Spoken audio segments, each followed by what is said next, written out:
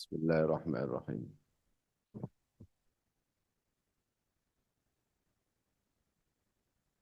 Assalamualaikum warahmatullahi wabarakatuh. Bismillah, alhamdulillah, wassalatu wassalamu ala rasulillah wa ala alihi wa sahbihi wa mawalah. Wa la hawla wa la quwwata illa billah. Subhanaka la ilma lana illa ma'allamtana. Innaka antal alimul hakim.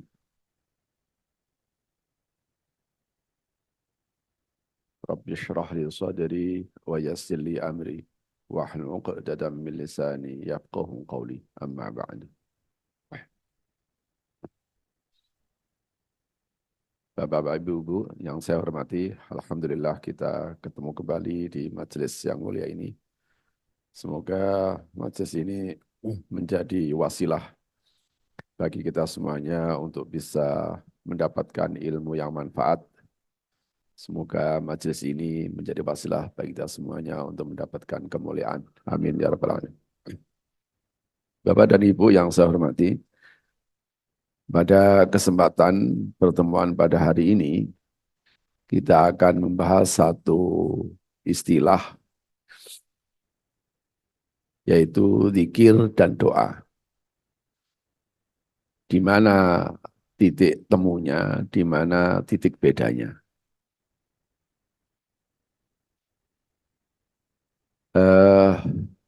Ada beberapa ayat yang menjadi rujukan utama. Misalnya di surah Al-Ahzab, Ya ayyuhalladzina amanu dzkurullaha dzikran katsira. Jelas zikir itu diperintahkan oleh Allah bagi orang yang beriman. Bagi orang beriman, berzikirlah kamu pada Allah dengan sebanyak-banyaknya. Sebanyak-banyaknya itu jumlahnya berapa, Bu? 100 banyak enggak? Banyak. Masih banyak kan 101. 200 banyak. Masih banyak kan 201. Jadi artinya sebanyak-banyaknya ini tidak ada jumlahnya. Sebanyak apapun yang Bapak Ibu zikirkan, selama masih bisa dihitung, itu masih belum sebanyak-banyaknya. Disinilah para ulama itu begitu arif, begitu bijaksana. Kamu baca sholawat 100 kali, masih untung itu. Karena ada kelompok tertentu, ngapain sih pakai dibuat angka? Loh, justru kalau ada angkanya itu supaya nafsu kita tidak bermain. Coba nanti kalau ibu istighfar gitu aja. Astagfirullahaladzim, astagfirullahaladzim, astagfirullahaladzim. Misalnya ini astagfirullah. Tanpa dihitung. Itu nanti ada maksudnya bilang gini, udah banyak kayaknya ini. Gitu. Ya, disitulah kearifan para ulama itu menyebut angka.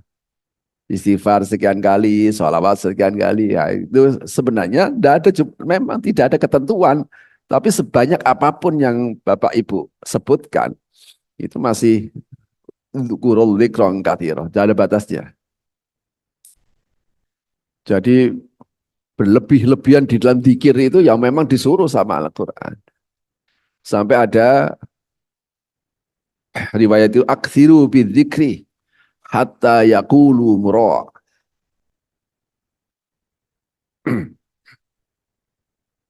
Perbanyaklah zikir sampai orang-orang munafik itu ngomong, wah riak paling itu. Tidak peduli. Aksiru bidzikri hatta yaqulu majnun. Perbanyaklah berzikir sampai orang munafik itu bilang, kok kayak orang gila. Zikir, la ilaha illallah, la ilaha illallah. Ya memang kayak orang gila. Orang itu kalau cinta, ya, ibu dulu pernah merasakan, masih muda maksudnya. Itu kalau ketemu tuh deg-degan. Bapaknya dulu. Ya.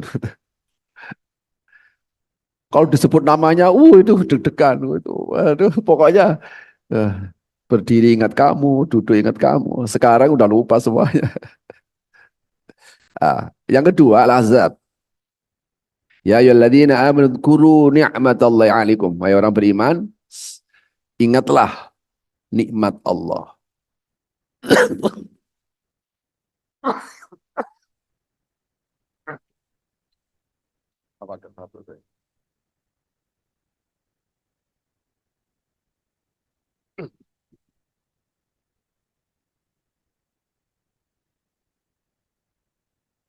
Ada juga Al-Baqarah 152, fadhkuruni adzkurkum. Maka ingatlah aku, niscaya aku ingat padamu. Engkau jauh, aku jauh. Engkau dekat, aku dekat, kata Tuhan. Gitu juga Al-A'raf 55, ud'u rabbakum tadarru'an wa khufyah. Ini menjadi uh, apa itu sandaran kita dalam membahas zikir dan doa. Oke. Sekarang kita ingin mengetahui tentang hakikat zikir itu. Zikir itu kalau diterjemahkan, itu bisa bermakna mengingat, bisa bermakna menyebut. Nah, jadi kalau ibu menyebut sebuah nama, lesanya, kalau mengingat itu perbuatan hati, menyebut perbuatan lesan. Kan biasa begitu. Nama temenmu siapa ya? Sebentar, sebentar, tak ingat-ingat. Oh, gitu, kita pasti ingat gitu. Siapa ya? Oh, Rusmini. Ah, gitu. Jadi dia diingat-ingat. Dan mengingat-ingat itu kolbunya, akal dan kolbunya. Kalau menyebut itu lesan.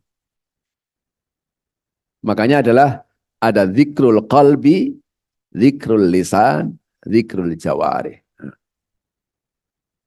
Kolbunya berzikir, lesannya zikir, anggota tubuhnya berzikir. Nah, siapa objek? Apa objek dari zikir itu? Kalau bapak harus mengingat, siapa yang harus diingat? Kalau ibu harus mengingat, siapa yang diingat? Kalau harus menyebut, siapa yang disebut? Al-Quran tadi, ayatnya tadi itu ada dua. Allah dan nikmat Allah. Allah dan nikmatnya. Ketika seseorang senantiasa menyebut asma Allah, ketika seseorang senantiasa mengingat Allah, maka inilah yang akan memberikan energi zikrul jawarih namanya. Anggota tubuhnya akan menyesuaikan. Anggota tubuhnya akan menyesuaikan karena ingat Allah. Dengan ingat Allah itulah kemudian anggota tubuh menyesuaikan. Gimana caranya? Perilakunya menjadi benar. Perkataannya juga menjadi benar. Maka ketika ibu berkata benar, itu ibu sesungguhnya sedang berzikir. Meskipun tidak ada asma Allah yang disebut. Sebab apa? Ketika orang berkata benar, itu hasil dari mengingat Allah. Coba kalau lupa Allah, maka orang menjadi terdorong untuk berbohong. Orang bohong nggak mungkin kata Allah. Allah dilupakan dulu, baru dia kuat untuk berbohong.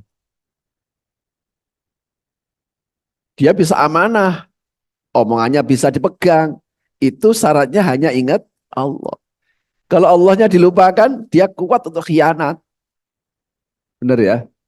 Perilakunya akhirnya tidak benar. Ucapannya nggak bisa dipegang. Perilakunya tidak sesuai dengan ucapannya. Ini sebenarnya efek dari lupa sama Allah. Al-Quran nyatakan begini. Wala takunu kalladzina nasullaha fa'ansahum anfusahum. Janganlah kalian seperti orang-orang yang melupakan Allah. Allah tidak akan rugi kalau kamu lupakan. Gitu ya. Allah sama sekali tidak rugi kalau seandainya kita lupa sama Allah. Maka kalimatnya fa'ansahum anfusahum. Itu artinya kamu telah melupakan dirimu sendiri. Nggak ada, nggak ngefek bagi Allah. Nah, kalau begitu, kalau kenapa kita harus berzikir? Ya supaya Allah itu selalu dominan. La ilaha illallah, la ilaha illallah, la ilaha illallah. Jadi Allahnya dominan. Makanya disebut, makanya ketika orang itu berperilaku benar, berkata benar, itu sesungguhnya namanya zikrul jawarih. Anggota tubuhnya berzikir, menjadi taat, dan ikuti perintah, dan lain sebagainya. Yang kedua, objeknya bisa nikmat. Tadi itu, ya ayyuhalladzina amadkuru ni'matallahi alaikum. Yang disebut, yang diingat nikmat-nikmat Allah. Kalau kita senantiasa ingat nikmat Allah, betapa besar nikmat Allah ini. Maka ingat nikmat Allah, selalu menyebut nikmat Allah, itulah kemudian melahirkan rasa syukur. Makanya nikmat Allah tidak boleh disembunyikan. Wa amma bi ni'mat rabbika fahaddits. Harus diceritakan. Alhamdulillah saya tadi dapat nikmat. Bukan sombong loh ini. Ini akan saya tadi bisa dapat ini loh. Jadi cara mengungkapkan orang akan menilai, sombong loh. Lah gitu. Kalau kita cara mengungkapnya secara wajar, kita pasti orang katakan, saya benar-benar bersyukur. Saya akhirnya bisa beli mobil. Doain ya, mudah-mudahan manfaat mobilku. Makanya Allah itu nggak suka kalau melihat ada hambanya dikasih nikmat, penampilannya itu kok kayak nggak punya duit, itu nggak suka. Tahu pedagang Cina? Pernah orang Cina kalau dagang itu, itu ya pakaiannya itu terus setiap hari. Nggak punya duit dia? Banyak duitnya. Tapi pakaiannya nggak pernah ganti. Ini namanya asyuh. Bakhil itu dia. Bakhil untuk dirinya, bakhil untuk orang lain. Nah, kalau orang itu kemudian selalu mengingat nikmat-nikmat Allah, nah, gimana caranya? Ini saya kasih cara. Supaya kita senantiasa ingat nikmat Allah itu. Nikmat Allah ini jangan dibatasi dengan benda. Jangan dibatasi dengan benda. Misalnya, alhamdulillah saya bisa beli HP. Ya oke, bisa beli HP adalah nikmat. Tapi seberapa kuat Bapak Ibu tetap bisa bersyukur karena punya HP? HP besok, lusa, udah gak kepikir lagi. Betul gak? Ini mas sehat misalnya. Alhamdulillah saya sehat. Ya memang sehat itu nikmat yang harus kita syukuri. Karena kita bisa ingat itu nikmat Allah sehingga kita bersyukur. Nah, bentuk syukurnya tentu saja digunakan kesehatan tadi itu untuk melaksanakan ibadah. Melakukan perbuatan yang diridhoi oleh Allah. Ya nanti kita bahas secara khusus tentang syukur. Oke. Tapi seberapa kuat Bapak Ibu bisa bertahan untuk mengingat nikmat namanya sehat. Lah kalau sakit, ada nggak orang inget, ada nggak orang yang sakit tapi yang diinget nikmatnya? Orang sakit tapi yang diinget nikmatnya. Misalnya gini, saya kasih contoh. Bu, gimana Bu? Gimana keadaannya? Kalau seandainya orang itu teman ibu sakit misalnya, gimana keadaannya? Alhamdulillah sudah mendingan. Alhamdulillah sudah mendingan itu dia masih sakit atau sudah sehat? Sakit. Tapi yang diingat nikmat, nginget sakit atau nginget nikmat? Nikmat. Itu namanya tetap nginget nikmat meskipun dia sakit. Itu dalam filosofi Jawa namanya untung. Ibu bukan Jawa sih. Jadi nggak ada filosofi untung. Kalau Jawa Barat filosofinya apa? Untung loh tadi itu cuma itu. Dia keserempet das. Ya masih untung kan? Gitu. Ya sekarang sudah mulai dari pembicaraan umum. Wah, saya tadi kena musibah. Misalnya,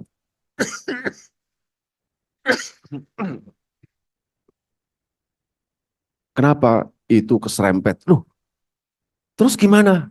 Enggak, untung hanya kena bemper. Lah, ini berarti dia ya kena musibah atau kena nikmat? Musibah. Tapi yang diingat nikmat. Oh, gitu. Paham ya? Jadi sebenarnya walhasil sesungguhnya yang kita bayangkan musibah itu sebenarnya juga nikmat kalau seandainya kita sadari. Cuma nanti kalau nggak kuat ya sabar. Ya nanti kita bahas secara khusus. Tapi kira-kira seperti begitu. Pokoknya kalau makanya oleh Al-Qur'an digambarkan lebih luas lagi. Coba kita cek awal surah Al-Fatihah. Apa itu? Alhamdulillahi Rabbil Alamin. Kita disuruh bersyukur ini menyebut nikmat Allah tadi itu menyangkut karena Allah mengatur alam raya. Jadi nikmat ini harus dibawa pada yang besar. Alhamdulillah, Alhamdulillah kok Allah yang ngatur. Loh itu nikmatnya itu. Coba kalau Allah nggak ngatur. Alhamdulillah kok bumi ini dikendalikan sama Allah. Coba nggak dikendalikan sama Allah. Bumi ini nggak mau kita injek. Maunya bumi itu, yang nginjek itu orang-orang mulia kayak para ulama, kayak para rasul. Itu maunya begitu. Oh, kalau cuma saya nginjek itu pinginnya ini lagi ketemu ini lagi. Tapi Allah yang mengendalikan. Ya, kamu jangan begitu, aku kendalikan. Jadi nikmat Allah. Cuma eh, menyebut dan mengingat nikmat Allah itulah sesungguhnya menjadi sarana. Sarannya menjadikan orang bersyukur. Tapi syukur seperti apa? Nanti kita bahas secara lebih detail di tema yang lain, maksudnya bukan tema zikir. Oke. Cara berzikir. Zikir itu karena kalau zikir kolbu, ya dia ada di hati. Zikir lesan, lesannya mengucap. Tapi sesungguhnya sebelum orang itu kolbunya zikir, itu lesannya yang berzikir.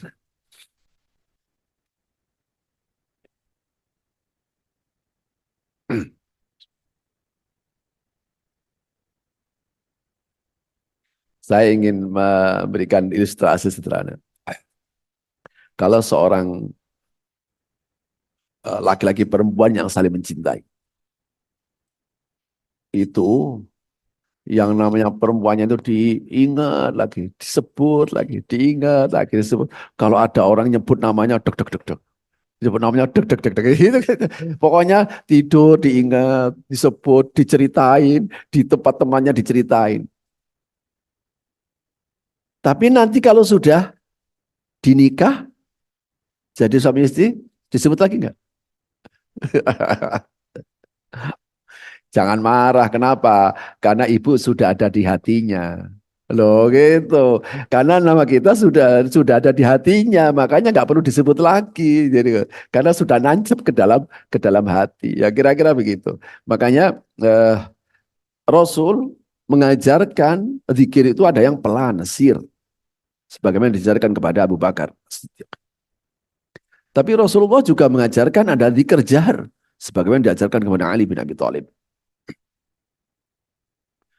Baik mau yang pelan, mau menjahar, tetap saja menyebut Allah Subhanahu wa taala. Nah, objeknya zikir itu Allah itu bisa dengan berbentuk asma dan sifatnya. Muncullah namanya Asmaul Husna. Ya Rahmanu, Ya Rahimu, Ya Allah. Apa? الرحمن الرحيم الملك القدوس السلام المؤمن المهيمن العزيز الجبار terus.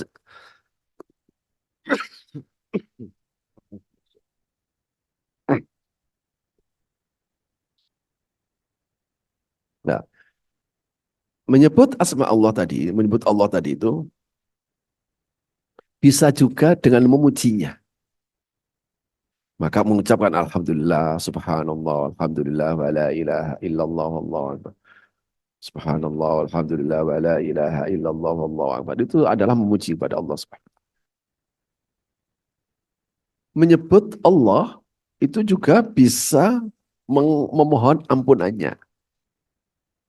Maka kita beristighfar. beristighfar.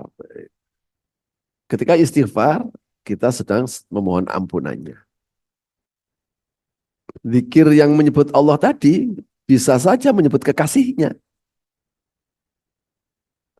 Makhluk yang paling dikasih di kolong jagat yang pernah ada, yang dikasih oleh Allah di kolong jagat yang pernah ada hanya Rasulullah SAW. Makanya kita dianjurkan baca salawat. Jadi ada dialog ketika saat itu. Wahai Muhammad, apakah arsy ini milik siapa? Milik engkau ya Allah. Bumi langit dan isinya milik engkau ya Allah. Kamu milik siapa? Milik engkau ya Allah.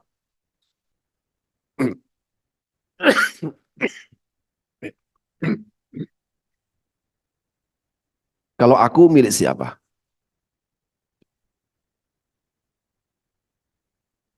Jadi Allah berkata kepada Rasulullah, kalau aku milik siapa? Rasulullah diam. Kemudian Allah menjawab, jika ada orang yang bersalawat kepada engkau, jika ada orang yang bersalawat kepada kamu sekali, maka aku balas menjadi 10 kali bersalawat padanya. Jadi makanya walhasil, apapun bentuknya kalimat thayyibah itu, semuanya adalah zikir. Pak, saya itu sukanya istighfar, ya silakan. Saya sukanya salat, ya silakan. Saya sukanya la ilaha, silakan. Semua kalimat-kalimat thayyibah jika menggambarkan asmaul husna, memuji Allah, mohon ampunan, bersolawat dan sebagainya, itu semuanya masuk ranah zikir. Pasti kaitannya kepada Allah Subhanahu wa taala. Ketika kita bersalat kepada Rasulullah, meskipun isinya itu mendoakan Rasulullah, itu bukan mendoakan Rasulullah. Yang kita senengin, yang kita senengkan itu adalah Allah Subhanahu wa taala. Makanya Allah seneng kalau orang bersalawat. Allah seneng kalau kita beristighfar dan sebagainya. Nah ini bisa jahar, bisa keras, bisa pelan. Ya silahkan. Ya kita lihat situasinya. Makanya kenapa harus ada waktu khusus misalnya kalau malam hari kita berzikir, sholat itu. Baca Al-Quran gimana? Yaitu malah afdhul dzikri, qiraatul Quran. Tapi kan kadang orang baca Al-Qurannya, kalau zikir itu nggak pakai tajwid. Kalau Al-Quran harus pakai tajwid, di situ masalahnya. Artinya kalau memang Bapak Ibu harus membiasakan untuk membaca Al-Quran, maka belajar dulu cara bacanya secara benar. Sebab jika Al-Quran yang dibaca kemudian tidak mengikuti kaidah-kaidah baca, maka tentu saja kita seperti melaksanakan yang benar, tapi sesungguhnya salah. Jadi harus belajar dulu, meskipun nggak sempurna. Paham ya? Yang penting pernah belajar, meskipun tidak seperti gurunya. Sebab dengan belajar tadi itu akan menjadi alasan baca. Ya saya padahal sudah belajar juga, ya udah. Yang penting sudah belajar tadi itu. Kalau enggak, ya kalimat thayyibah yang lain saja. Makanya kalau Al-Quran itu yang spesifik. Ada seorang ulama yang mungkin ini agak keras pendapatnya. Kata beliau ini namanya Syekh Muhammad Mutawalli Sya'rawi. Seseorang tidak berhak mengucapkan satu ayat dari Al-Quran kecuali ayat itu pernah diperdengarkan di depan guru Al-Quran. Seseorang tidak berhak mengucapkan satu ayat dari Al-Quran sebelum ayat itu pernah dia dengar dari guru Al-Quran. Makanya saya kasih cara. Ibu biasanya ada tadarus enggak? Iya. Pastikan di antara mereka itu ada yang ahlul Quran. Ada yang bacaannya benar. Bukan bagus ya. Kalau bagus sih soal suara. tapi bacaannya benar, dia ngerti hukum-hukum tajwid. Supaya apa? Supaya ketika ibu salah mengucap, dia bisa benarkan. Salah baca, bisa benarkan. Hukum tajwidnya salah, bisa benarkan. Nah, gitu. Jadi dengan begitu akhirnya ibu punya lisensi seperti SIM. Orang itu bisa nyupir mobil itu nggak sembarangan. Saya nyupir mobil, dicegat sama polisi. Ada cegatan. Mana SIM-nya? Nggak ada. Loh, kok nggak ada? Loh, yang penting kan saya bisa. Loh, kira-kira orang ini disalahkan atau dibenarkan? Disalahkan. Meskipun dia bisa nyupir, tapi kalau pegang SIM, dia tetap disalahkan. Nah itu Al-Quran. Al-Quran itu spesifik, dia harus punya SIM. SIM-nya itu dari guru Al-Quran. Guru Al-Quran adalah guru yang pernah belajar di gurunya. Gurunya pada gurunya, gurunya pada gurunya, gurunya pada gurunya, gurunya sampai Rasulullah Shallallahu Alaihi Wasallam. Makanya saya ini kalau sanad Al-Quran itu sampai Rasulullah saya nomor 36. Ya saya punya itu urutan sanad. Karena rata-rata seorang hafid yang hafal Al-Quran itu selalu punya sanad ke atas. Dan dia di Bigora begitu. Sehingga kita tahu bahwa jalur kita jelas. Oke. Nah, tujuan dan manfaat zikir.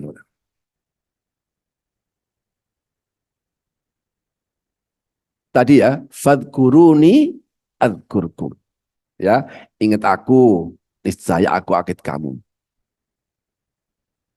Ingat aku, niscaya akan aku ingat kamu. Ketika Allah mengingat kita, maka salah satu ada di antaranya yang kemudian bisa kita dapatkan efek itu jiwa menjadi tenang. Alladzina amanu wa tatma'innu qulubuhum bidzikrillah. Ala bidzikrillahi tatma'innul qulub. Orang mukmin itu harusnya menggunakan standar ketenangannya itu dengan zikir. Iya. Ada nggak orang merasa tenang karena duitnya banyak? Ya mungkin ini jumlahnya lebih banyak. Ya, jadi ibu jangan pernah merasa tenangnya itu karena celengannya besar. Jangan merasa tenangnya itu karena uang di banknya besar. Jangan pernah mengira bahwa orang itu tenang karena duitnya banyak. Di situ kesalahan yang fatal. Wih enak ya dia itu duitnya banyak. Dari mana dia tahu? Jangan-jangan dia problem jauh lebih besar daripada ibu. Orang itu kalau duitnya sudah miliaran, ratusan miliar gitu. Tahu-tahu ada berita. Berita dolar mau naik. Oh kan, dolar mau naik. Wah, mumpung belum naik. Ada berita dolar mau naik. Wah, uangnya ini mau diganti dolar. Duitnya banyak. Ya kan? Supaya nanti kalau naik, dijual lagi. Untungnya kan jadi besar kan? Wah, wis udah tidur ini pokoknya besok saya pagi-pagi harus ke bank. Enggak tahunya berita naiknya dolar malamnya dia lagi tidur. Malamnya ada berita dolar naik. Naiknya itu cuma misalnya 15.000 menjadi 15.500. Kira-kira kelimpungan enggak? Waduh, tahu. Padahal saya sudah disarankan teman saya kemarin, saya tunda. Bagi saya mau naik 500, 15.000, 20.000, tidak ada pengaruhnya. Jadi jangan pernah punya pikiran bahwa orang itu jiwanya tenang karena pekerjaannya mapan. Kata siapa? Cara berpikir begini, cara berpikir kapitalis ini nanti. Bapak Ibu, nanti kita akan menyisihkan Tuhan dalam hal ini. Jangan pernah mengira bahwa orang menjadi jiwanya tenang itu karena pekerjaannya mapan, karena duitnya banyak, karena penghasilannya itu rutin. Jangan begini. Ini ada dialog dua orang. Yang satu pegawai negeri, yang satu bengkel. Nah, gitu. Kata teman saya yang bengkel ini gini, ini loh enak, Cak, ini kan ngambil temen. Lah kok tahu enak? Ya gimana nggak enak? Wong gajinya itu rutin. Yang pegawai negeri kan, ya gajinya rutin, enak dia setiap bulan meski ongkang-ongkang, tidur-tidur, terus pokoknya di kantor itu main-main HP, main game, tetap aja gajinya rutin.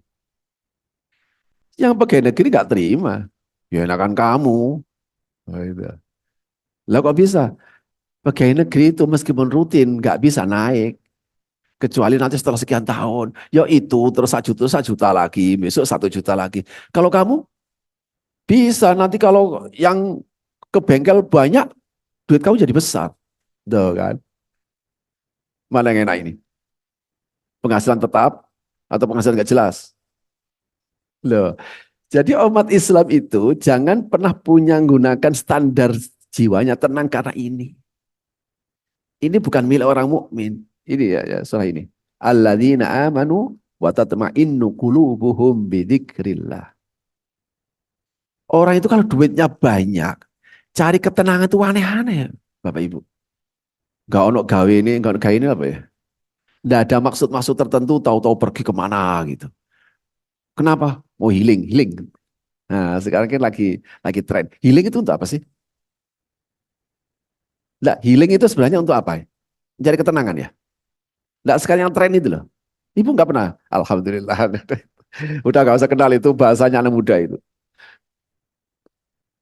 Healingnya taklim itu, waduh, buat top ibu ini. Healingnya lo taklim coba.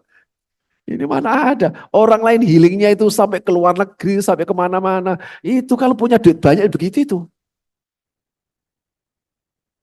Kemarin ini kan long weekend. Waduh, langsung cep, macet gimana-mana. Semuanya pingin healing. Jadi puncak, semuanya ke puncak. Sampai sana macet berjam-jam. Mau maju nggak bisa, mau mundur nggak bisa. Lalu terus di mana tenangnya itu?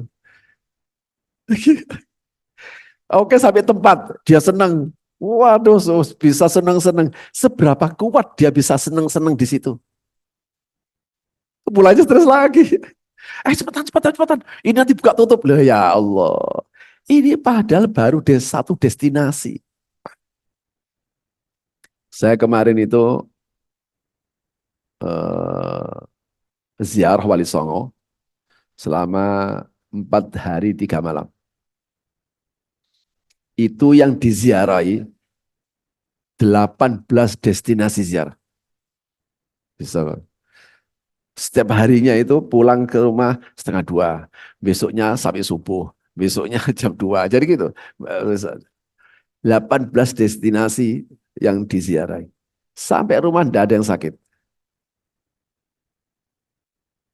Coba kalau ibu rekreasi sehari aja, sehari. 2 tempat aja, 2 tempat. Pulang udah gini, udah capek. Capek. Beda memang, harusnya beda. Orang mukmin itu merasa tenang.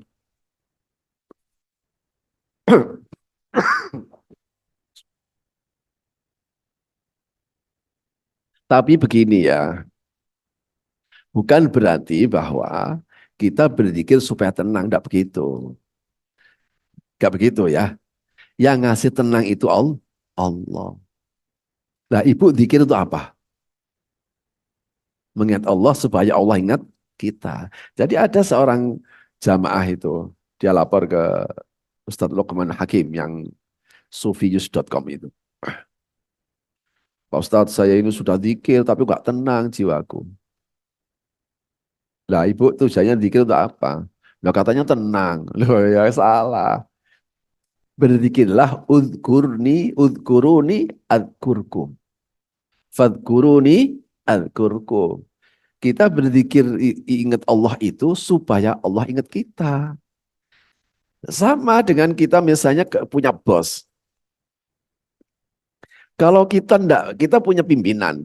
Kalau kita nggak peduli sama pimpinan kita, enggak rugi pimpinan kita. Kita yang dirugi. Tahu-tahu dimutasi atau bahkan dikeluarkan. Coba kalau selalu ingat dengan apa? Dengan melakukan satu pekerjaan-pekerjaan. Nah, ini salah satu yang dijanjikan oleh Allah. Kenapa? Karena ketenangan hati, ketenangan batin. Tatmainul qulub, jiwa yang tenang. Tatmainul qulub itu penting. Masya Allah. Orang pergi mau kemana saja pingin ketenangan. Tidak bisa ke atas, ke gunung. Pingin ke gunung. Cari ketenangan. Sampai ke mana itu? Gunung Semeru. Wih, tinggi banget loh. Cari ketenangan. Nggak bisa nyilam ke laut. Jadi orang nyilam ke laut itu mau ngapain? Mau cari ikan? Enggak, cari ketenangan. Muncul lain lagi, pikir lagi, wah pusing lagi. Jadi makanya jangan kita masukkan ke dalam hati selain Allah. Jangan pernah menganggap penting sebuah nama kecuali Allah. Ada orang merasa kuat karena kenal nama. Ada orang merasa tenang hidupnya karena kenal nama. Oh, tenang saja, aku kenal si A. Loh, untuk apa? Emang si A itu akan memberikan sumber ketenangan? Tidak. Di situ pentingnya zikir itu. Yang ngasih hanya Allah Subhanahu wa taala. Oke. Yang kedua, jiwanya menjadi tegar. Ini apa ya ya? Ya ya ladina amanu.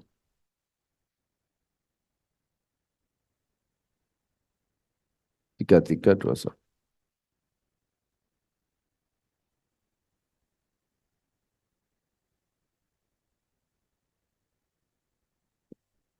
Ya ya ladina.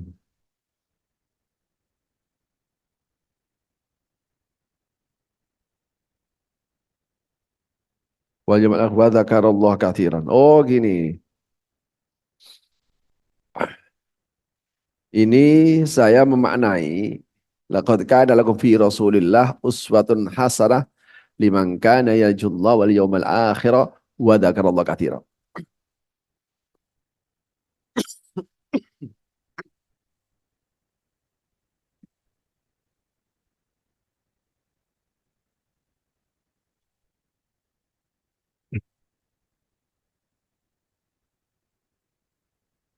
Jadi Rasulullah itu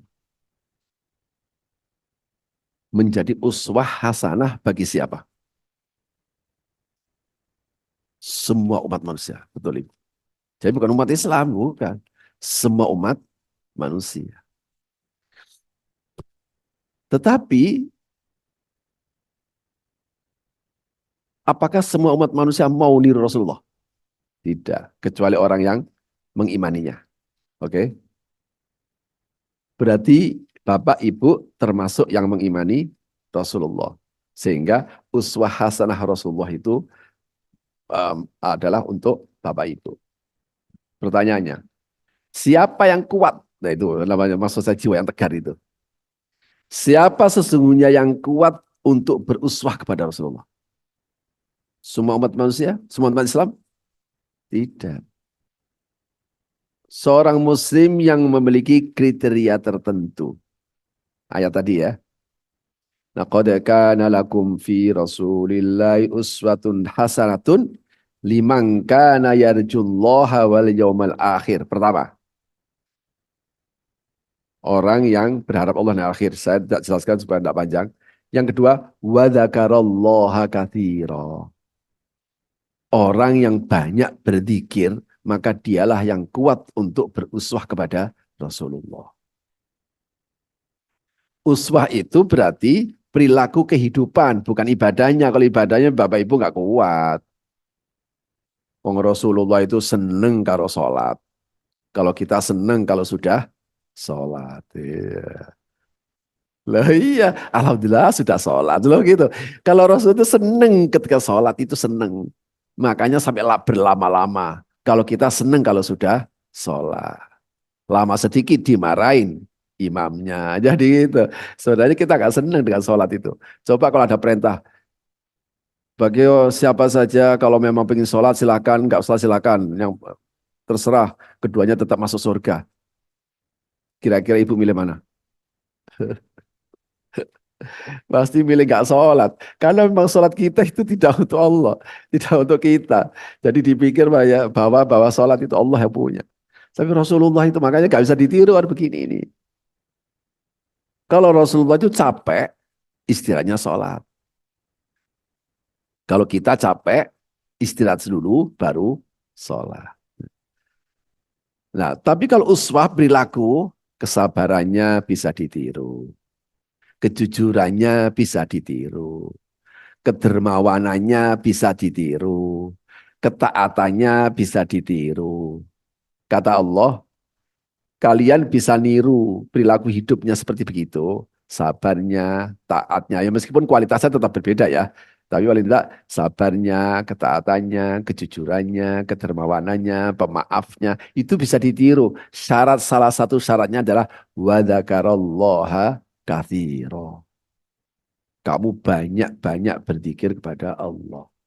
Banyak mengingat Allah. Loh, itu yang saya katakan bahwa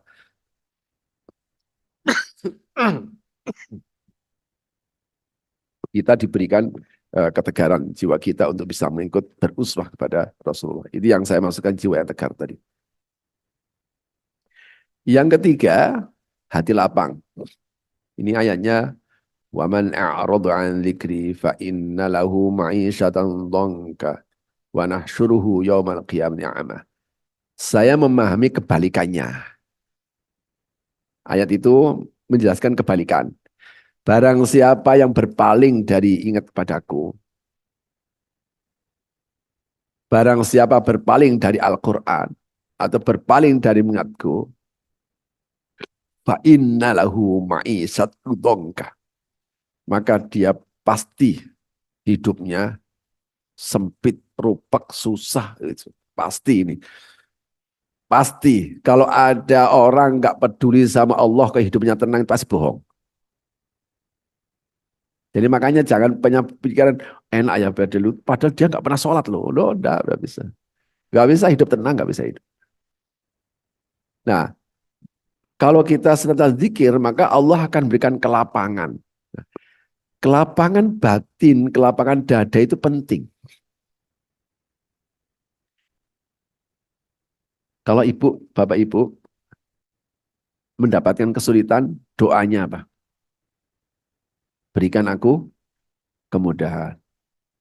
Ya, tidak ada yang doa lain.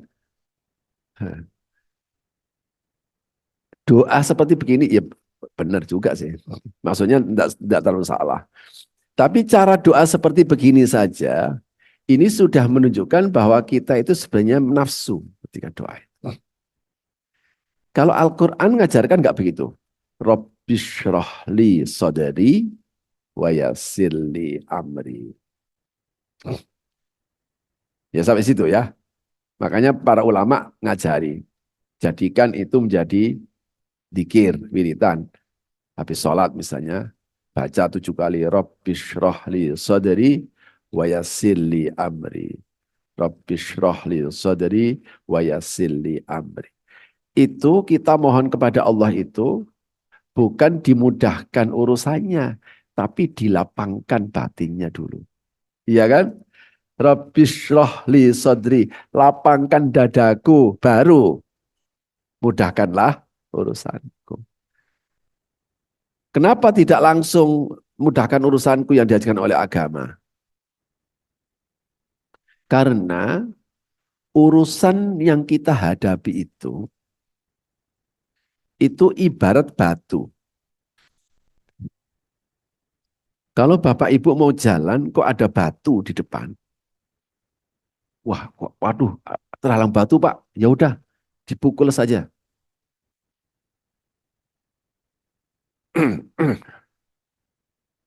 Batu tadi itu kira-kira berapa kali pukulan supaya pecah? Wah, ya nggak tahu Pak. Kalau batunya batu bata ya tok tok tok selesai. Kalau batunya batu kali keras lagi. Batunya batu gunung lebih keras lagi. Nah, masalah yang kita hadapi itu ibarat batu.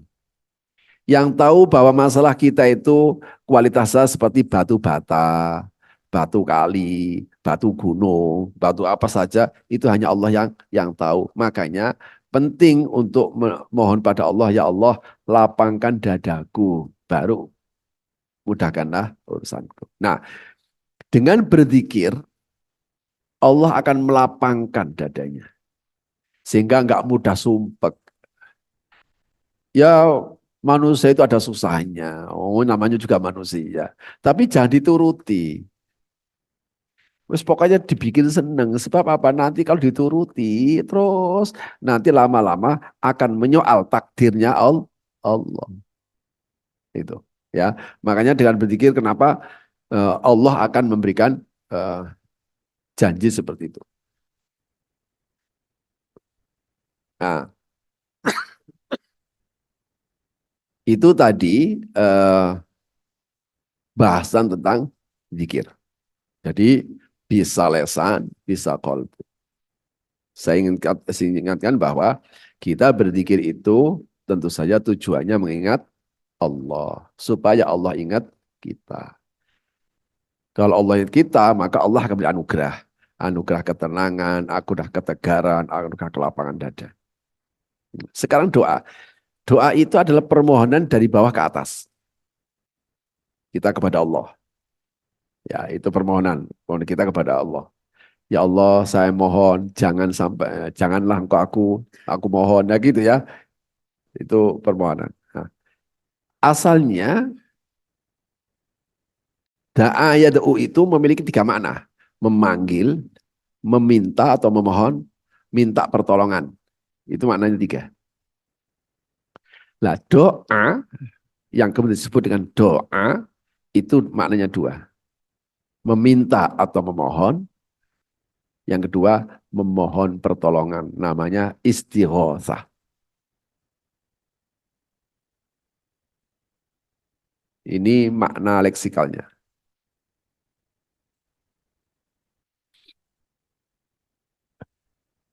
Doa adalah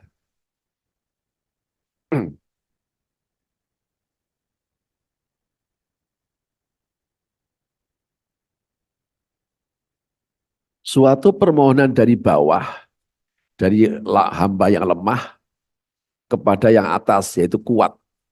Zat yang kuat, yaitu Allah Subhanahu wa Ta'ala.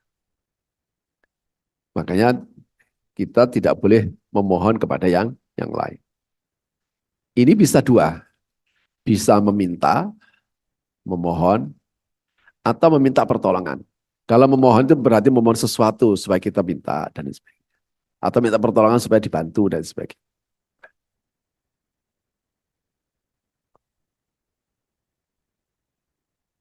Ada satu hal yang menyenangkan kita semuanya.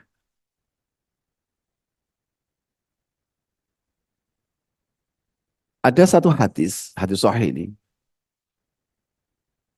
tidak ada seorang muslim pun yang berdoa di mana ia tidak sedang berbuat dosa dan memutuskan hubungan silaturahmi.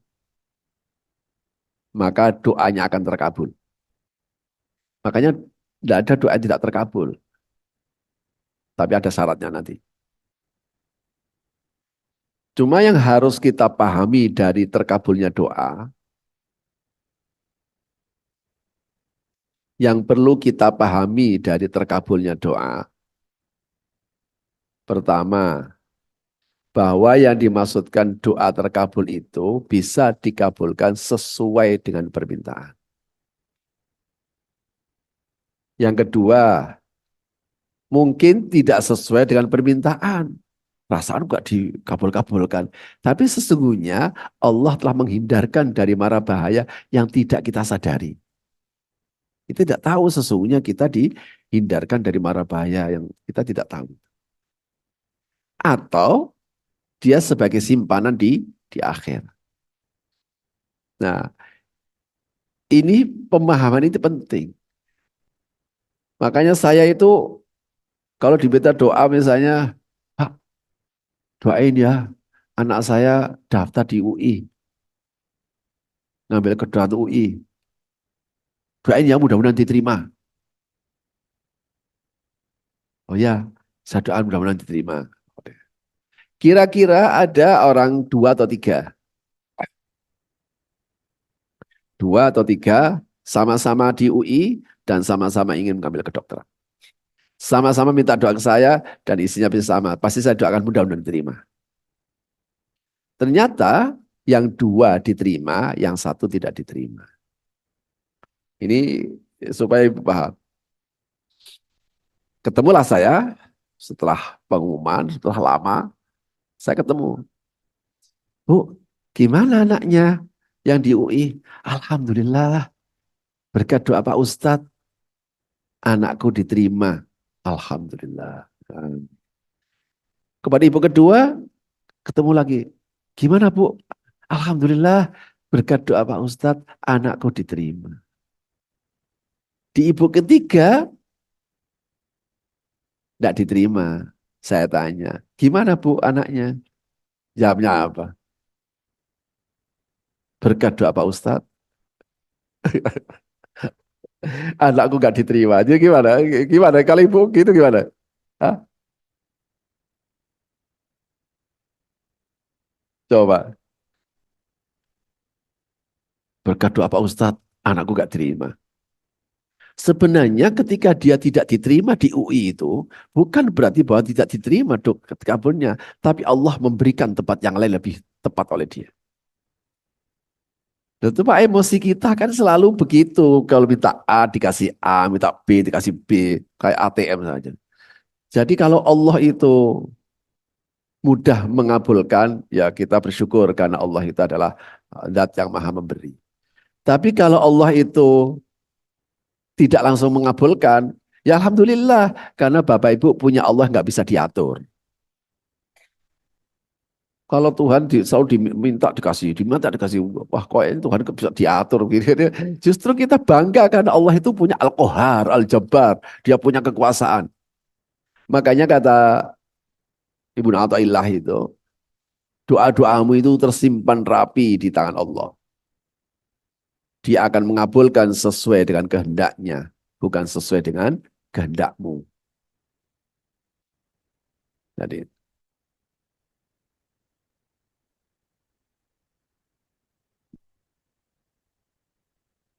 ud'u rabbakum tadarruan wa khufyatan, khaufan wa tam'an. Di Al-Quran disebutkan bahwa tadarru, tadarru itu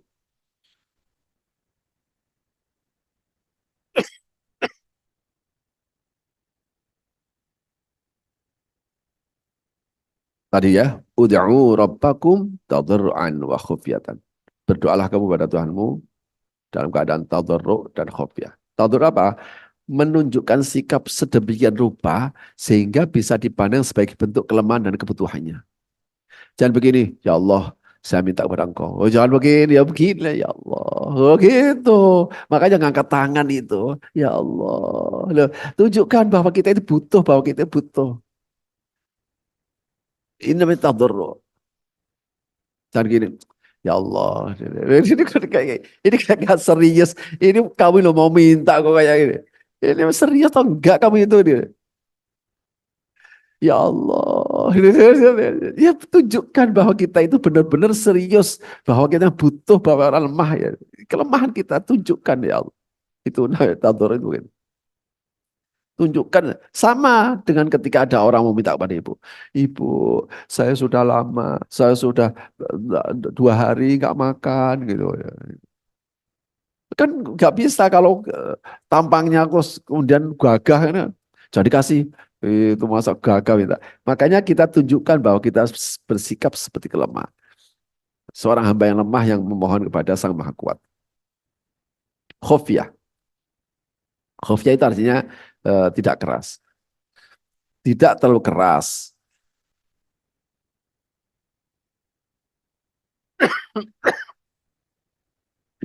Agar tidak mengganggu kekhusyuan orang lain. Kecuali doa bersama. Kalau doa bersama, ya imamnya harus keras. Yang lain amin, amin, amin, amin gitu. Ya tetap amin, gak usah kobul, kobul, kobul, ya amin, amin, amin. Ya orang namanya perintahnya begitu. Ya amin, amin, amin. Ya, sekarang politik terus susah. Segala hal itu dimaknai. Jadi eh, kalau memang begitu, imamnya harus keras supaya yang lain bisa dengar. Seandainya tidak, ya kita tetap percaya bahwa di imam lain. Tapi kalau doa sendiri ya biasa saja. Tapi ya jangan di dalam hati. Loh, loh kan Allah tahu. Ini nanti seperti orang Kristiani. Mari kita berdoa. Nah, itu kan gitu ya. Kalau mau makan itu loh. Kita doa. Tuh gitu. Mengheningkan cipta mulai. Kalau menghindari cipta mulai itu kira-kira ibu baca apa itu? Makanya doa itu harus diucapkan. Apa Allah nggak tahu, Pak? Lah ya tahu banget. Sebelum Bapak Ibu sudah mengucapkan itu Allah tahu. Kenapa doa itu diajarkan untuk diungkapkan? Dengan Bapak Ibu, ya Allah. Itu berarti sudah habis kita. Paham ya? Keangkuhan kita itu hilang gara-gara ya Allah. Makanya Allah itu paling benci sama hambanya yang nggak pernah berdoa itu. Kok kayak kuat-kuato gitu. Jadi makanya innalladzina yakstakbiruna ibadi sayadkhuluna jahannam dakhil. Kalau ada orang yang merasa gumede, yang besar untuk minta kepada aku, tak lebokno no jahanam. Saya masukkan ke jahanam. Jadi makanya Allah itu senang kalau diminta. Karena itu, kalau orang itu terlalu sukses sampai nggak pernah berdoa, diambil kesuksesannya supaya dia berdoa. Wa idza masal insana dzurru da'ana li jambihi aw qa'iman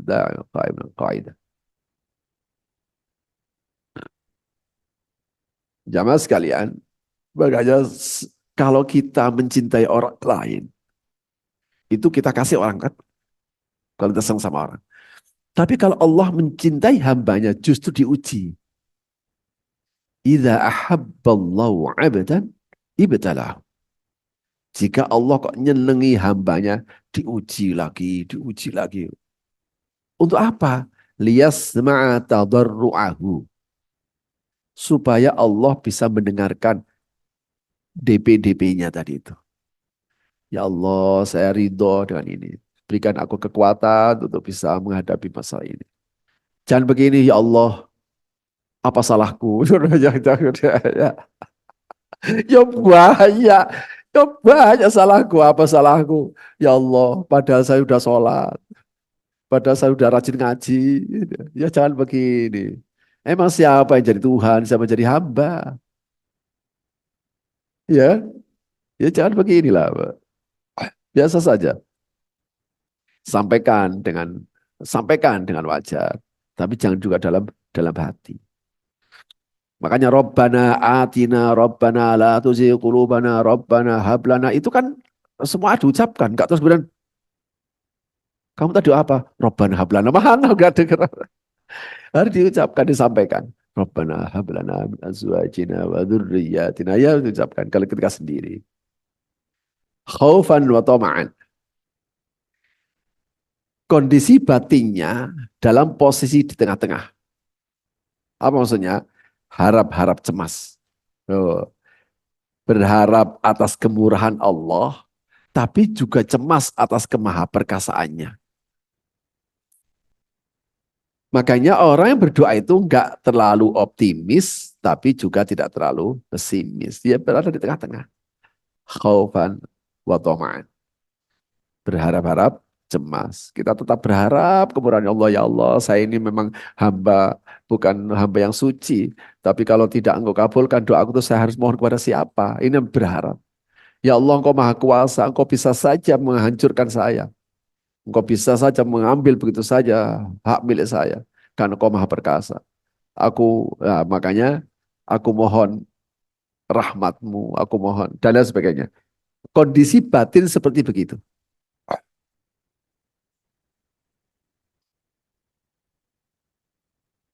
Syarat berdoa. Syarat terkabulnya doa. Ada dua ayat yang saya kutip. Wad'uhu mukhlishina lahuddin. Yang kedua, fal yastajibu li wal yu'minu bi di Al-Baqarah.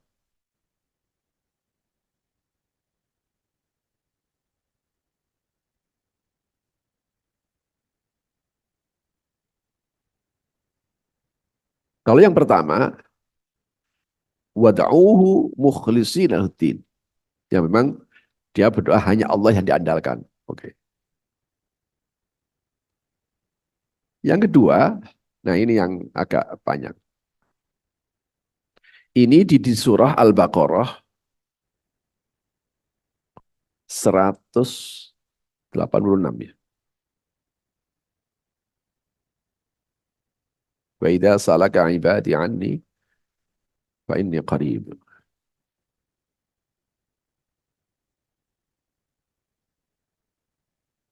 Ya, 186. Wa idza sa'alaka ibadi anni fa inni qarib. Ujibu da'watat da'i idza da'ani falyastajibuni wal yu'minu bi la'allahum yarshudun.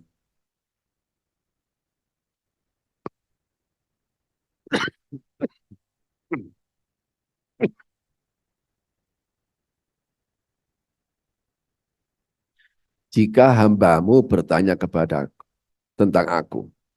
Jika hambaku bertanya kepadamu tentang aku. Ya, wa idza sa'alani bilang fa inni qarib. Aku ini maha dekat. Karena saya maha dekat, ujibu da'wadat da'i, aku akan menjawab, mengabulkan permohonan hambaku. Idza da'ani, jika dia memohon kepadaku. Wah, ini udah janji Allah. Oh, kalau janji Allah, kalau idza itu pasti. Idza da'ani itu pasti. Ya, ujibu da'wadat da'i idza da'ani. Saya akan mengabulkan siapa saja yang memohon kepadaku. Asalkan dia benar-benar mohon kepadaku. Cuma ada syaratnya. Karena itu fal yastajibuli. Yang pertama, fal yastajibuli itu maka hendaklah mereka memenuhi panggilanku. Maksudnya memenuhi panggilan Allah.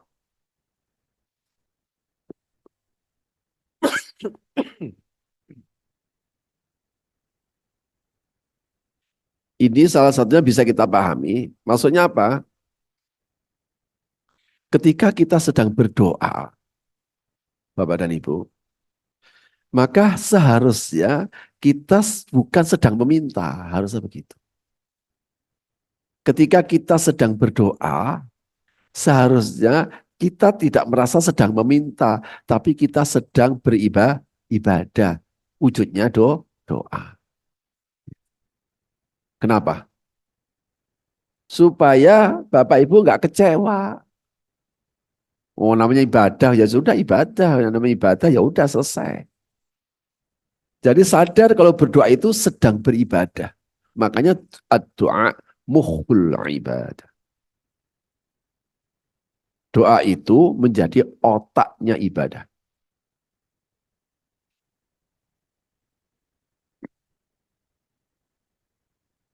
Menjadi otaknya ibadah.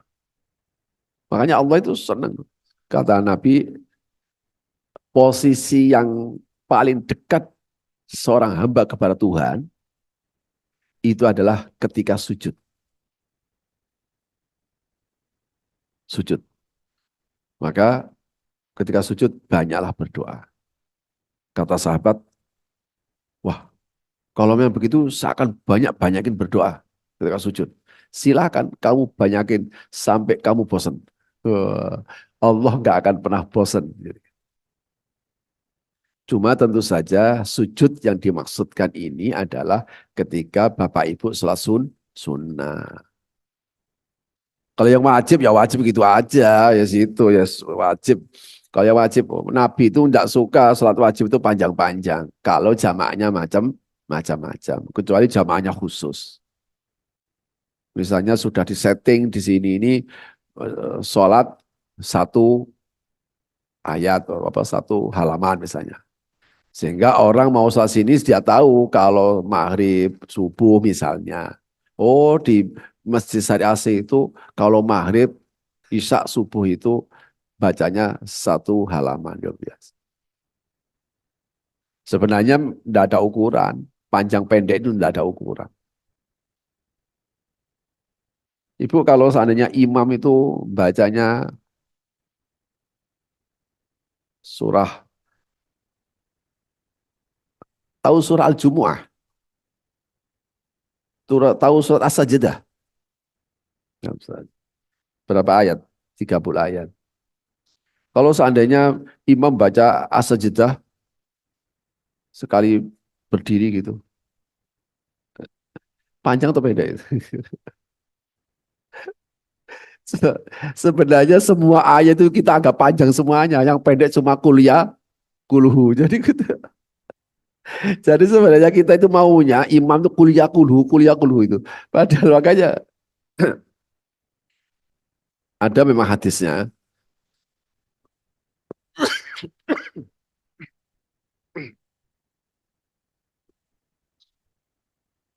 Mu'ad bin Jabal itu pernah diutus ke sebuah daerah untuk jadi imam. Wah, akhirnya bubar jamaahnya. Mu'ad bin Jabal marah. Dasar munafik. Oh, tidak terima orang-orang. Lapor sama Rasulullah. Ketika ketemu sama Rasulullah, Mu'ad, kamu mau bikin fitnah di sana. Kamu tahu yang jamaah itu susah. Orang-orang macam-macam punya kepentingan, punya ini. Janganlah terlalu panjang. Kenapa sampai Rasulullah negur? Kenapa sampai jamaahnya itu bubar? Karena yang dibaca sekali gini ini satu juz. Emang deresan. Kalau kamu mau sholat sendiri silahkan. Segini rokaat mau satu juz, mau dua juz, mau tiga juz silahkan. Itu ukurannya satu juz. Jadi walhasil tidak mungkin ada imam yang kepanjangan, tidak akan mungkin. Kita saja malas sholat. Ya oke dah. Oke, berdoa tadi itu ya. Yang kedua, jadi fal yastajibul hendaknya mereka memenuhi panggilan Allah. Memenuhi panggilan Allah itu bisa melaksanakan. Kalau ini salah satu penafsirannya. Ajakan Allah itu berarti melaksanakan perintahnya, menjauhi larangannya. Itu bisa istijabah. Tapi ini saya dapatkan dari Sya'rawi. Oh, yang dimaksudkan kamu memenuhi panggilan Allah itu berarti ketika kamu berdoa, kamu sedang beribadah, bukan sedang meminta. Makanya kita beribadah selesai-selesai. Mau dikabulkan, mau tidak, itu bukan urusan kita. Oke. Yang kedua, wal yu'minu bi. Beriman kepadaku. Maksudnya beriman kepada Allah. Itu maksudnya pertama, yakin. Rasulullah dalam hal ini, dalam sebuah hadis itu, wa idza sa'altumullah fas'aluh wa antum muqinuna bil ijabah. Kalau kamu ingin meminta kepada Allah, mintalah. Tapi syaratnya kamu harus yakin Allah akan mengabulkan doa. Harus yakin bahwa kok doa itu terkabul. Jangan ya Allah jika engkau mau.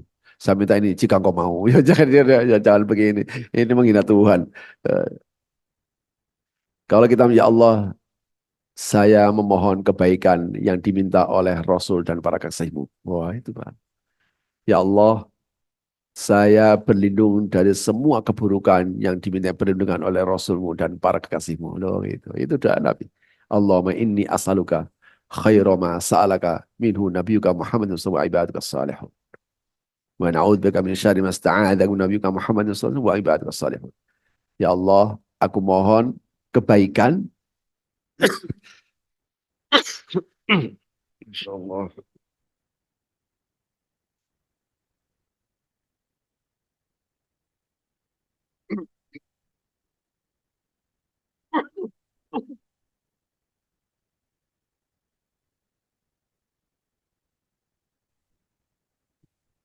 Sudah beberapa hari ini ya asalnya kecapean.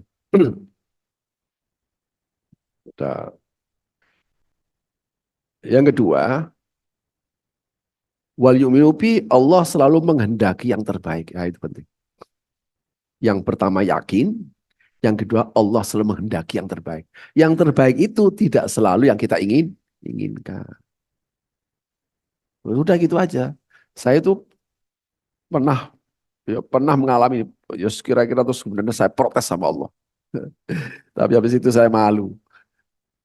Malu karena justru ketika saya tidak dikabulkan saat itu, di situ ada kebaikan besar setelah itu. Yaitu pas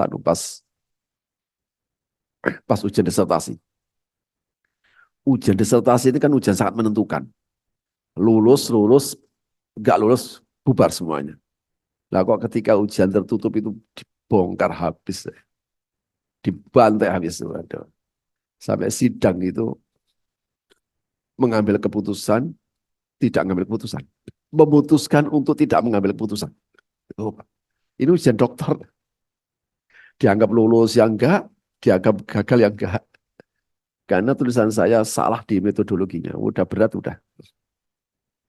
Itu sempat vakum sama drop. Ya kira-kira terus bahasakan saja kecewa sama Tuhan. Sudah doa nangis-nangis. Sebelum ujian kan nangis-nangis. Sebelum doa itu loh. Itu untuk calling down itu sekitar 1 2 bulan lah. Baru saya buka lagi. Masya Allah. Setelah saya diingatkan, ya istri saya sudah nggak berani keras. Udah jangan bicara disertasi lagi. Tak buang disertasi ini. Oh, kira-kira saya protes lah sama yang maha kuasa ya Allah. Habis itu saya malu. Jadi setelah akhirnya diberi waktu. Pada saat itu saya baru ingat, baru pas ketika saya baca, Masya Allah, untung kok nggak langsung diluluskan. Kalau seandainya saat itu diluluskan, betapa kecewanya saya punya tulisan yang begitu sangat buruk begini. Wah, akhirnya apa? Data penting saya ambil, selebihnya saya buang. Saya mulai dari titik nol lagi, dikasih waktu maksimal 6 bulan. Udah selesai masuk rumah sakit saya. Tetapi itulah nilai kebaikan yang terlambat, seringkali terlambat disadari oleh manusia. Ya disadari oleh saya maksud saya. Bukan ibu-ibu nggak terlibat sama saya kok. Itu akhirnya apa? Ketika selesai, udah saya siap diujikan, akhirnya ujian terbuka, alhamdulillah nilainya memuaskan. Pas wisuda menjadi wisudawan terbaik, menjadi wisudawan teladan. Disertasi yang asalnya dibuang tadi itu, ditolak tadi itu, sudah direvisi dari awal. Akhirnya setelah 1 tahun saya ikutkan lomba ke Kementerian Agama. Ya disertasi jelas begitu, nggak diperbaiki karena disertasi memang saya kirimkan. Akhirnya mendapatkan penghargaan disertasi terbaik nomor 1. Wah. Jadi di situ saya malu sama Allah, ya Allah, kemarin saya gugat. Kemarin, ya, itulah manusia itu seringnya begitu itu, ya, ya paling gak saya lah. Ini saya udah jadi ustadz loh Bu. Maksudnya saat itu saya udah jadi ustadz ini. Tahun 2006 itu. Masya Allah. Betapa sulitnya untuk memahami bahwa Allah selalu menghendaki yang terbaik. Oh, udah selesai. Itulah beberapa materi tentang zikir dan doa. Saya kira itu saya persilakan kalau seandainya ada yang perlu dipertanyakan, didiskusikan.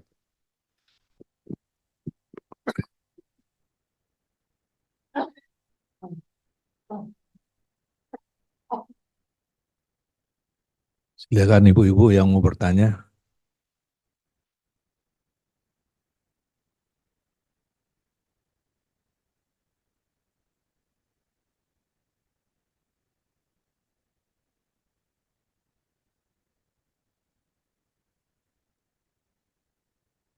Bismillahirrahmanirrahim. Assalamualaikum warahmatullahi wabarakatuh. Pak Ustadz tadi mengatakan bahwasanya kita ngaji baca Al-Quran itu harus punya sanadnya, sampai ke sanadnya.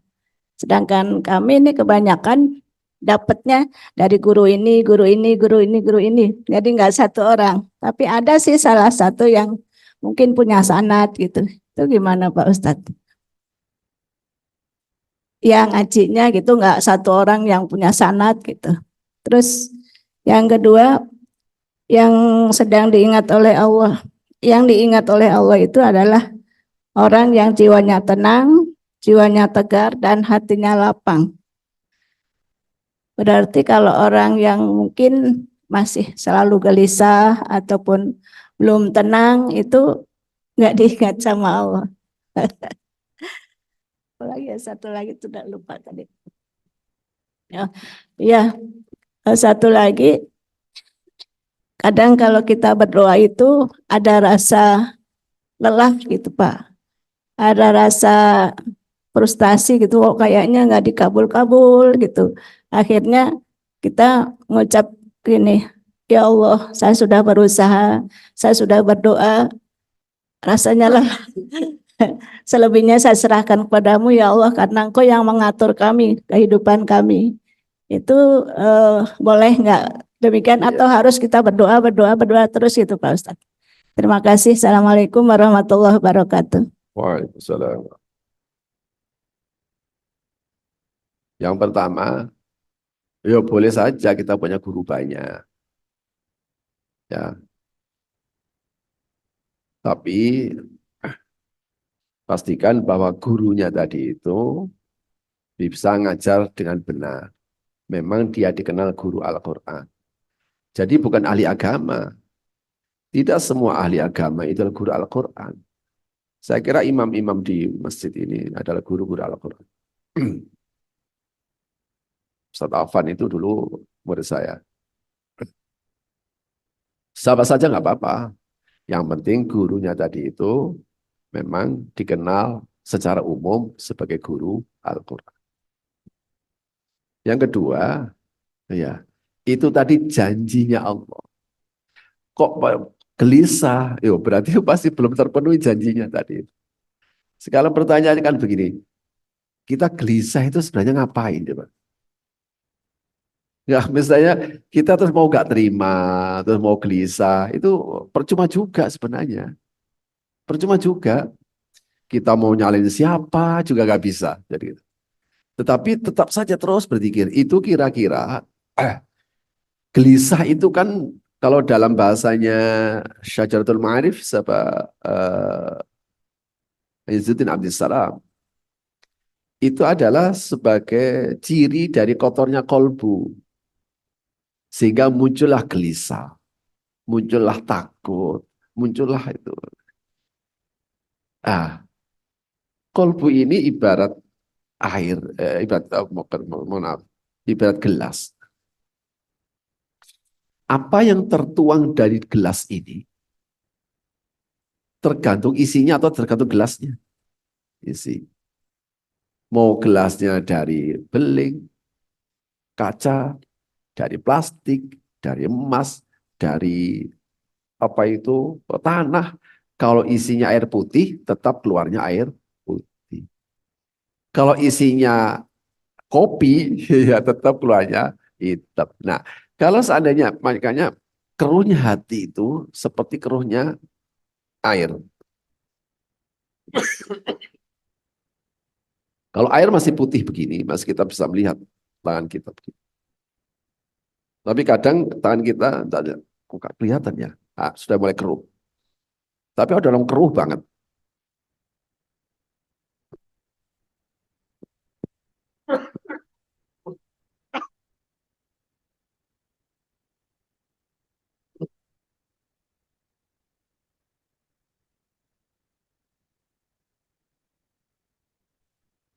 Oh ini ya, mungkin tidak terlalu lama ya, saya agak batuk. Itu ibarat begini. Kalau isinya ini kopi. Terus Bapak Ibu ingin menjernihkan lagi. Gimana caranya? Dibuang. Ganti yang baru. Kalau isinya air, gampang buang, ganti yang baru. Masa kolbu kita dibuang? Ganti kolbu yang baru. Lah dibelah kayak Isra Mi'raj. Nabi dibelah, dicuci. Ya kalau enak kita kenal malaikat Jibril. Jibril kayaknya hati saya masalah ini. Udah cuciin. Coba dicuci. Nabi kan dicuci. Nah, dituangin air putih. Ya kan? Kalau di dalam ini kopi diberi air putih terus, kira-kira tetap hitam menjadi putih. Jadi putih. Zikir itu begitu. Makanya meskipun kita tetap maksiat, tetap pokoknya zikir saja. Tetap kita punya zikir. Supaya apa? Untuk tadi itu, nyiram terus. Lama-lama akan menjadi putih lagi. Akhirnya Allah memberikan, oh ini sudah apa? Kayaknya siap untuk mendapatkan anugerahku. Dikasih ketenangan jiwanya. Dikasih ketegaran. Loh kalau belum siap, masih hitam, ya minta dulu istighfar. Istighfar terus. Makanya para sufi itu pintu pertama masuk itu pasti istighfar. Pintu pertama yang masuk itu pasti istighfar. Biasanya diakhiri dengan la ilaha illallah, la ilaha illallah, la ilaha illallah. Yang ketiga, apa tadi? Oh ya doa kok nggak dikabul-kabulkan. Terus kemudian kita, ya Allah padahal saya sudah. Begini, ada kisah. Kisahnya itu di surah Maryam. Kisah Nabi Zakaria. Sampai Nabi Zakaria itu dipuji sama Allah. Ayatnya begini. Ayat 2 atau 3. Dzikru rahmat rabbika 'abdahu Zakaria idh nada rabbahu nidaan khafiyya qala rabbi inni wahana al-'admu minni washta'ala ar-ra'su shayban wa lam akun bidu'aika rabbi shaqiyya. Surah Maryam. Ayat 5 mungkin ya.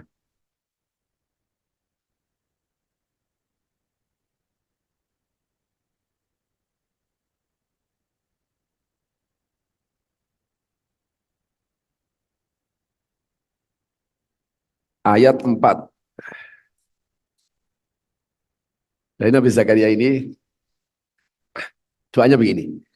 Inni wahanal 'admu minni washta'ala ar-ra'su syaiban.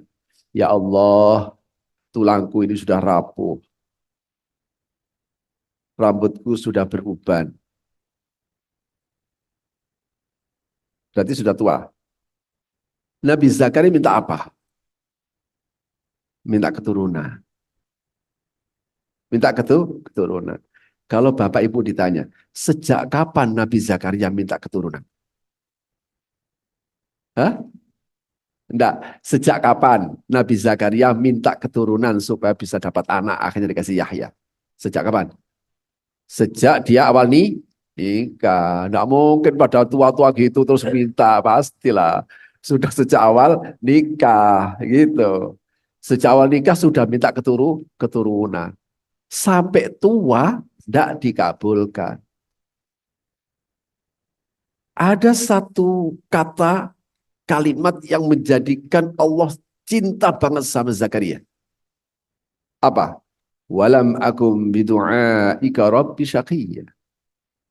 Ya Allah, saya sudah dari muda, sejak saya menikah minta anak. Sampai sekarang tulangku sudah rapuh. Rambutku sudah berubah dan istriku mandul. Sudah tua mandul lagi, mau muda saja nggak bisa dapat anak kok. Cuma Nabi Zakaria bilang begini, tapi walam akum bidu'aika rabbi syaqiyya. Saya nggak pernah kecewa dengan doaku. Loh itu. Kalimat itu yang menjadikan Allah senang sama Zakaria. Ya Allah, saya mohon ini sudah lama sekali. Tapi saya tidak pernah kecewa dengan permohonanku. Cuman, lah itu ada kelanjutannya ini. Cuman, ya Allah, Saya nggak kecewa seandainya tidak engkau berikan keturunan sampai aku tua begini. Saya tidak kecewa. Hanya saja begini ya Allah.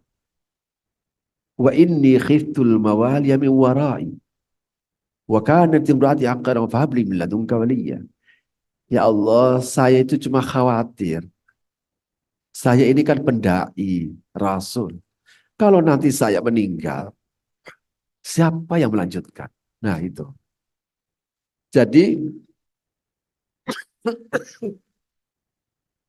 bukan karena hawa nafsu, tapi karena dia khawatir nanti saya nggak ada mawalinya, nggak ada penerusnya kalau saya nggak ada.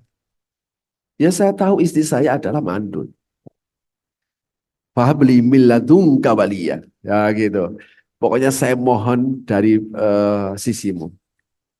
Itu doa itu diungkapkan di mihrabnya Maryam. Maryam kan diasuh oleh Nabi Zakaria. Maryam diasuh oleh Nabi Zakaria. Semua kebutuhan makan minumnya Nabi Zakaria yang memenuhi. Tetapi di mihrab itu Nabi Zakaria seringkali menemukan makanan, buah-buahan yang dia merasa tidak ngasih. Masuk, ini mestinya ada buah di musim dingin, ada di musim panas. Suatu saat, buah yang mestinya di musim panas, ada di musim dingin. Lama-lama Nabi Zakaria terus kemudian kacau pikirannya. Waduh, ini jangan-jangan Maryam ini bohong ke saya ini. Nah, akhirnya klarifikasi. Maryam, anna laki hada. Kamu dapat dari mana ini? Maryam nggak bisa menjelaskan. Cuma Maryam hanya mengatakan, qalat huwa min indillah. Pak, nggak usah khawatir. Itu dari Allah. Inna yarzuqu man yasha' bighairi hisab. Allah bisa saja memberikan rezeki tanpa sebab-sebab. Tanpa perhitungan, tanpa sebab manusia. Bagi Allah bisa. Nah, ketika Maryam ngomong begini, akhirnya bisa Zakaria, wah, ini Maryam ini bukan orang sembarangan ini. Kira-kira gitu. Masa saudara, ini bukan anak-anak sembarangan. Akhirnya apa? Nabi Zakaria nimbrung di tempat itu. Hunalika da'a Zakaria rabbah. Qala bihabli min ladunka. Disitulah kemudian Nabi Zakaria berdoa, ya Allah, dengan kemahakuasaanmu dan kemahakuasaan di tempat yang berbarokah ini. Nah, makanya inilah kemudian dikejar oleh orang tempat-tempat yang mubarakah. Makanya kenapa kalau Bapak Ibu ke makam Rasulullah yang diperbutkan apa? Yang di Nabawi, Raudhah. Itu orang rela gitu. Ngapain di sana? Doa. Doa di tempat yang mubarakah. Kan nggak bisa begini. Ini kan saking bodohnya orang itu. Ngapain lagi? Kan kita bisa doa di mana-mana. Ini nggak ngerti orang kayak gini. Emang kita akan bilang sama Nabi Zakaria, ngapain Pak doa di tempat itu, tempat kamu juga bisa. Ngapain di sini? Nggak begitu. Tempat itu menjadi berkahi karena orang. Makanya ibu boleh begitu tadi. Asalkan tadi itu, walam aku gitu gitu itu dulu. Ya Allah, saya sudah lama mohon ini. Tapi ya Allah, saya nggak pernah kecewa dengan doaku. Sebagaimana bisa tidak pernah kecewa. Oh, gara-gara ini. Allah kata, ini baru hambaku ini. Wah, kalau kita bisa mengolah mental kita seperti begini, itu yang jangankan yang nggak mustahil, yang mustahil bisa saja terjadi. Ya, yang penting mentalnya seperti itu. Baik, terima kasih ya. Mohon maaf. Bapak ada pertanyaan. Saya apa agak kurang enak badan nih. Iya. Iya. Tadi ini loh. Maaf Ibu, jadi kurang karena enak. Ustadz kurang sehat ini jadi Kurang nyaman. kurang nyaman. Mungkin nanti Bulan depan bulan depan berarti mungkin tanggal ya awal. Jadi kita Senin kan awal. Insya Allah. kalau nggak Senin Selasa mungkin saya. Oh, Selasa. Selasa sebab Habib bias mungkin Senin. Silakan. Nanti Kita dikabari buat aja. tanggal Selasa tanggal 4 sebab tanggal 4 hari Selasa Selasa itu tanggal 5. tanggal 5. Tanggal 5 ya, tanggal 4 Senin ya. Di mana? Mabere tanggal apa? Tanggal 5, Selasa. Oh, oh iya bisa. Kita Bisa, kan bisa. insya Allah tanggal 11 ya. Tapi tanggal 4 enggak, Pak? Maret ya, Maret. Maret. Mabere tanggal 5.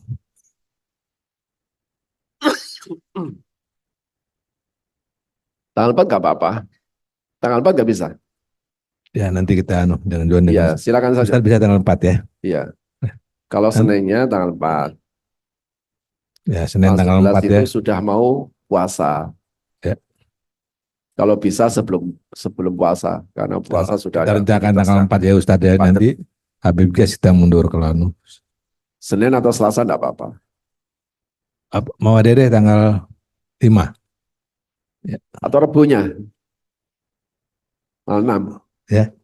Rabunya tanggal 6. Oh, Rabu. ada pelajaran. Enggak, ada pagi.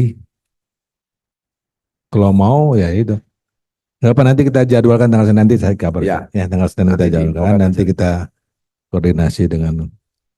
Ya. Sebab nanti insya Allah tanggal 11 atau 12 kita puasa. Ya. 11 malam insya Allah sudah taraweh. Insya Jadi Allah. nanti pembahasannya tentang Ramadan mungkin Puasa. lebih banyak Ya, tentang puasa khusus menurut Al-Quran. menjelang puasa itu. Temanya yaitu tentang puasa. menurut Tarhib Al-Quran. lah, tarhib Ramadan lah kira-kira begitu. Terima kasih. Baik, terima kasih. Saya kira itu Bapak dan Ibu, mohon maaf sekali. Mudah-mudahan apa yang kita bicarakan menjadi ilmu yang manfaat bagi kita semuanya. Semoga kita mendapatkan keberkahan dari pertemuan ini. Amin ya rabbal alamin. Subhanallah bihamdika asyhadu an la ilaha illa anta astaghfiruka wa atubu ilaik. Wa sallallahu ala sayyidina Muhammad wa ala alihi wa sahbihi wa baraka wa sallam. Walhamdulillahi rabbil alamin. Amin. Assalamualaikum warahmatullahi wabarakatuh.